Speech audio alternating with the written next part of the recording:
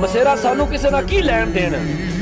ਅਸੀਂ ਤੇ ਆਪ ਛੋਟੀ ਜਿਹੀ ਉਮਰ ਦੇ ਵਿੱਚ ਬਾਹਰ ਨਿਕਲਿਆ ਹੈ ਔਰ ਮਿਹਨਤ ਕੀਤੀ ਹੈ, ਲੋਕਾਂ ਦੀਆਂ ਗੱਲਾਂ ਸਹੀਆਂ ਨੇ, ਲੋਕਾਂ ਦੇ ਤਾਨੇ ਸਹੇ ਨੇ ਔਰ ਅੱਜ ਅਸੀਂ ਕਾਮਯਾਬ ਹੋਏ ਹੈ ਔਰ ਅਸੀਂ ਅੱਲਾ ਦਾ ਸ਼ੁਕਰ ਅਦਾ ਕਰਨੇ ਆਏ ਕਿ ਅੱਜ ਅਸੀਂ ਵੀ ਉਸਤਾਦਾਂ ਦੀ ਲਿਸਟ 'ਚ ਗਿਣੇ ਜਾਂਦੇ ਹਾਂ। ਆ ਵੱਡੇ ਵੱਡੇ ਛੋਟੇ ਮਸ਼ੀਨਾਂ ਇਹ ਚਲਾਈਆਂ ਨੇ ਔਰ ਇਹਨਾਂ ਨੂੰ ਚਲਾ ਕੇ ਅਸੀਂ ਕਾਮਯਾਬ ਹੋਏ ਹੈ ਔਰ ਸਾਨੂੰ ਉਸਤਾਦਾਂ ਦੀਆਂ ਦੁਆਵਾਂ ਆਣ। ਅੱਜ ਉਸਤਾਦਾਂ ਦੀਆਂ ਦੁਆਵਾਂ ਦੇ ਸਿਰ ਤੇ ਇਸ ਜਗ੍ਹਾ ਤੇ ਇਸ ਮਕਸਦ ਤੇ ਪਹੁੰਚੇ ਆਏ, ਨਹੀਂ ਤਾਂ ਸਾਡੀ ਕਿਹੜੀ ਹਸੀਅਤ ਆਈ, ਅਸੀਂ ਇਸ ਲੈ ਕੇ ਨਾ ਆਏ। ਇਹ ਸਾਨੂੰ ਸਾਰੀਆਂ ਸਾਡੇ ਉਸਤਾਦਾਂ ਦੀਆਂ ਦੁਆਵਾਂ ਨੇ ਅੱਜ ਅਸੀਂ ਜਿਹੜਾ ਕਾਮਯਾਬ ਹੈ।